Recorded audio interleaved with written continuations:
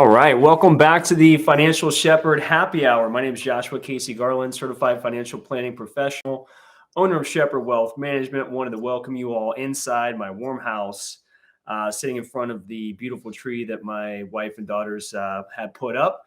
But before we get going into this week's Happy Hour, just wanted to welcome everyone to the show. And that means that everyone's off, looking forward to a weekend. I hope of a lot of good fun.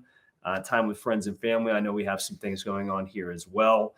But it was a pretty ho-hum kind of week for the markets here. The reason why we do these happy hour shows, for those that maybe watch this for the very first time, we'd like to be able to kind of summarize what happened this week. Why did it happen?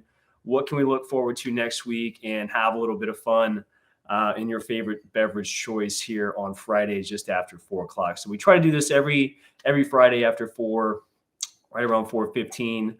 Doesn't happen perfectly every single Friday, but definitely wanted to be able to share, what happened this week, why it happened, some interesting data points that I had found as I was doing my research before next week's very, very important week for the markets in 2022. Only having a few weeks left here to hopefully, get a little bit of a rally going before we start the beginning of 2023. So with that, cheers to everyone. And let's jump right into this. So markets were down across the board on the major averages. S&P 500, Dow Jones Industrial Average down more than 2%. The NASDAQ, which is obviously a tech-heavy focused index, is down a little bit more than 3% for the week. But what really caught my attention as I was doing some research, so I wrote all this stuff down, is like, really, why is the U.S. market essentially the worst stock market in the world this year with one of the weakest bounces? And arguably, the U.S. has weathered the trifecta of global turmoil probably better than any other nation. In my opinion, I think a lot of people would agree. Some of the things we've been dealing with is a global inflation issue. So you've seen central bankers around the world effectively raising interest rates to help fight against inflation in their countries. So we've seen that around the world, not just here in the United States. We've had surging oil prices. And we've also had a China zero COVID lockdown policy, which is at the very beginning stages of finally lifting some of those heavily restricted sanctions. Now, this is evidenced in many ways, meaning that why is the U.S. market weathering the trifecta of all these global turmoil prices or turmoil issues? It's evidenced in many ways that the Fed has raised interest rates by 400 basis points, yet in spite of that, the U.S. economy continues to produce solid real GDP growth. And we've also had employment hold up extremely well. That's been showing up in data point after data point every time new employment information comes out. The labor market's very strong, 3.7% unemployment rate, which is historically low. The Fed tries to keep it right at about 4%. So anything lower than that, obviously is a very strong labor market in spite of, again, high inflation around the world, China zero COVID policies, which of course exacerbates the surge that we see in inflation because of the supply chain bottlenecks that are going on there. And of course, the price of oil impacted and exacerbated by the war that's going on in Europe and Ukraine. And yet, despite the obvious robustness of the U.S. economy, the U.S. equity market is among the worst performers year to date. So peak to trough, the U.S. market represented by the S&P 500 in this data point here is down 28%. And full disclosure, the data that we're getting here is some proprietary data that we pay for through FI Fundstrat. Tom Lee and his team, very successful analyst, and they're running a great shop there with some excellent data points. And I just wanted to give them a quick shout out and reference them for these data points here because I think they're very compelling. Now, the U.S. market peak to trough falling 28%. Again, one of the worst performing markets this year. Now, comparing that to other nations, Brazil, as an example, down 27%. Germany's down 27%. Netherlands down 24%. France and Spain down about 22% and 24% respectively. And Mexico's down 22% year to date. So the U.S. market is actually performing worse than some of these other countries. And the only other sectors of the global economy that performed worse than the U.S. was Hong Kong, that was down 53%, China itself down 40%, and Korea down 36%. The U.S. rose from the lows. So we had the October lows, we've only bounced about 10% off of those the June lows. We started to get the rally in October. So the June lows, we've only bounced about 10% off of the June lows. And this is dwarfed by other nations. So Germany has surged 20% off of their lows. France surged 18% off their lows.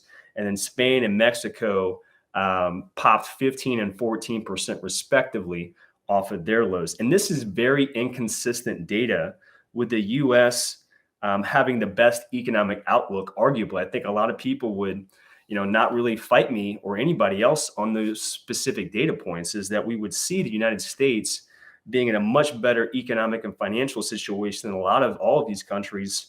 However, the actual market performance is not reflective of that just yet. So why is that, catching my attention? Why should that matter to you?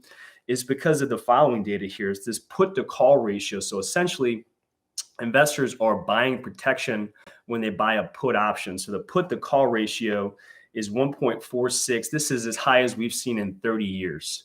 It was only this high right around the great pandemic, a little earlier in 2020. But essentially, for the last 30 years, we've never seen a put to call ratio like this. So investors here in this country are effectively trying to look forward 9, 12 months down the line, and they're basically calling a recession. Now, I believe that we've been in a recession all year long, even though you cannot technically call it that, with the very tight and hot employment rates that we've had, even though we had a couple quarters of negative GDP growth. This past quarter was a dramatic exception to that, and economists are calling for a very strong Q4 here from a GDP perspective. So this is the reason why it caught my attention. I think it has absolutely everything to do with December 13th's CPI inflation report that'll be coming across the wire at 8:30 in the morning. This is what investors are waiting on. So essentially, we've kind of traded flat from the last CPI report that we got a month ago, which came in lower than the consensus expectations. We had a nice little rally from that, and then we just kind of plateaued and stayed very flat. I think investors here in this country and investors around the world investing in the United States really want to see a couple consecutive back-to-back months of inflation falling in the right direction. That allows the Fed to begin to consider pausing, raising interest rates. That's what my expectation is to see a 50 basis point increase next Wednesday on December 14th. So right after we get the inflation report on the 13th, the very next day, that afternoon, the Fed Chairman Jerome Powell will come out and make the announcement of what interest rate increases we're going to see. I don't necessarily think that we need to have another 50 basis point increase because of the major lag effect that 400 basis points worth of increases will actually have and will show up in economic data, including earnings per share, which is a hot topic button going into 2023. But I truly believe that everything hinges on the inflation number that we see next Tuesday. And I think that one way or another, we're either going to have a tremendous rally to end the year, or we're going to have, potentially bouncing around from where we're at right now, depending on what that inflation report actually looks like. Now, I will tell you that in Germany, their CPI is flat out deflationary. They saw a negative 0.5% CPI report most recently, and that's very consistent across the entire Eurozone. So my research would indicate that we're probably very, very close to seeing all of these data points that have a lag effect actually start to show up in some of these inflationary reports. And certainly next Tuesday, I'll be paying very close attention. I'm sure you all will as well.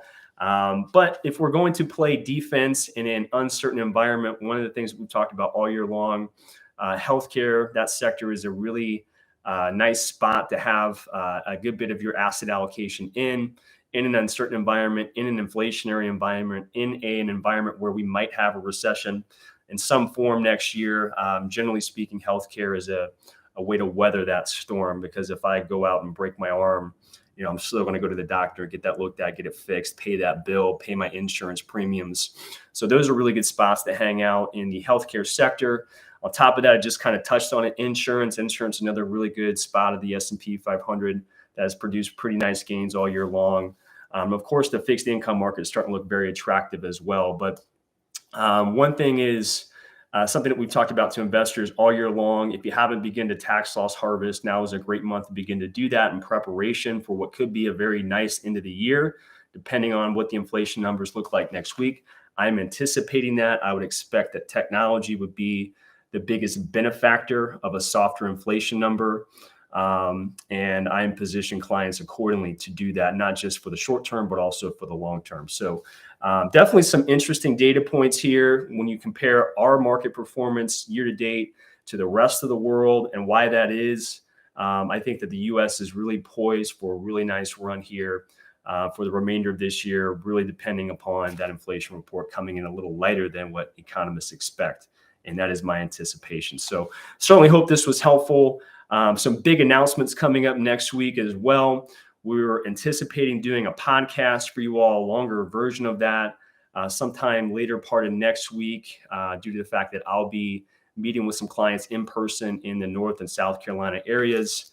So I'm very excited to do that next week, but hope to also be able to provide you all a really, really good and thorough podcast after the latest CPI inflation numbers come out and the Federal Reserve meeting on Wednesday. So hopefully we can bring that to you either on Thursday or Friday next week.